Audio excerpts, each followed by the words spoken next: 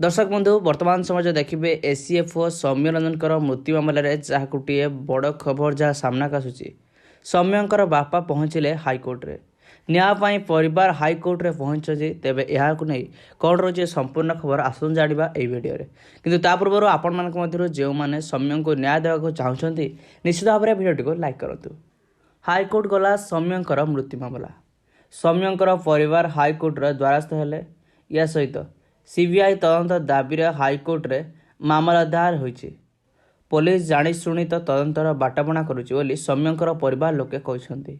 CBI तदंत दाबी high court रो द्वारस्थ होइछन्ति सौम्यंकर परिवार लोके। प्रथमे पुलिस रो तदंत तापरे क्राइम ब्रांच तदंत एते परे मध्य संतुष्ट होई पारुनाहांति परिवार लोके। तांकु एते पर्यंत निष्कर्ष बा न्याय पर्याप्त मिलुनाही। सौम्यंकर बापा आवेदन करिसेंति ओडिशा पुलिस उपरे तांकर कौनसी भरोसा पाउनाही। प्रथमे जेतेबेले स्थानीय पुलिस तदंत करुथिला सेतेबेले मध्य अभियोग करथिले।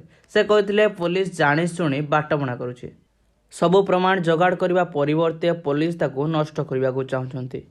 एबे जो नुआ वीडियो सामना को आसीछि सेथिरे देखादाउछि से स्थानीय आईआईसी और ममता रानी पंडा जी थिले ओआईसी से दिनर घटनास्थल में 12 तारिख में पुलिस सह जाई अनेक गुड़िए जिनिस संग्रह करुछंती किंतु से सब गुड़िक किसी भी केस रेकर्ड रे स्थान पाउने एवं सेथिपाई परिवार लोके विशेषकर सौम्यंकर बापा हाइकोर्ट रो द्वारस्थ होइछंती एवं सौम्यंकर मृत्यु मामलार तदंत पाई सीबीआई इनक्वारी चाहते।